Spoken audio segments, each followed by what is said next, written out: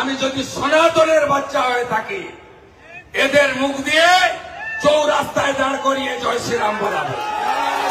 পুলিশকে বলবো ভদ্র হয়ে যান, একদম ভদ্র হয়ে যান, সময় নেই বেশি। একদম ভদ্র হতে হবে আপনাদের। আপনারা আজকে যা করেছেন তার খেসারত পেয়েছেন। আপনাদের লজ্জা নেই?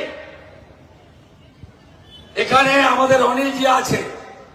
প্রথম দিন আমি এসেছিলাম, এআরএস থেকে ফোন করেছিল প্রেমজিৎ বিশ্বাস। আরে আমাকে চিনতে, মমতা ব্যানার্জি চিনে, আপনাদের চিনতে অনেক সময় লাগবে। আমি ওনাকে নিয়ে থানায় গেছিলাম, তারপর থেকে বন্ধ করে দিয়েছি প্রেমজিৎ বিশ্বাসের বাহাদুরি। নমিনেশন ফাইলের দিন মমতা ব্যানার্জির বাড়ির গলি থেকে জুতো এবং কালো পতাকা দেখিয়েছেন। ডিসি সাউথ 4 জন পুলিশ সাসপেন্ড হয়েছে, মনে আছে তো? আজকে inspector Shri Gautam Das, special branch Kolkata police, OC Kalighat, permission দেননি তো আমাকে, চেয়ারটা থাকলো। Inspector Shri Subrata Pande, south division KP, OC Alipur PS. Inspector Shri Uttam Kumar Paik, special branch KP, additional OC Kalighat PS. আর চাটবেন চটি, আর চাটবেন।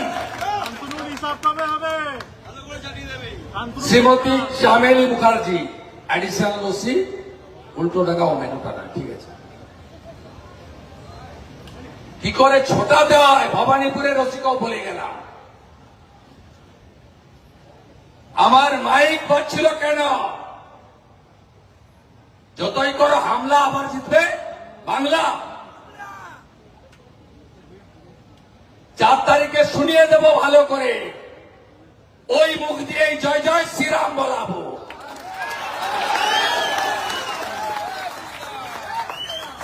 আমি বলে গেলাম, আমি যদি সনাতনের বাচ্চা হয়ে থাকি, এদের মুখ দিয়ে চৌরাস্তায় দাঁড় করিয়ে জয় শ্রীরাম বলাবো।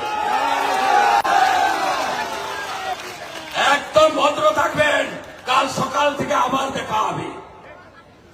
27 তারিখ বিকালে মহামিছিল হাজরা থেকে এক্সাইড, মমতা ব্যানার্জির পরাজয়ের শোভাযাত্রা হবে। Tata bye bye, tata bye bye, Hirak Rani bye by.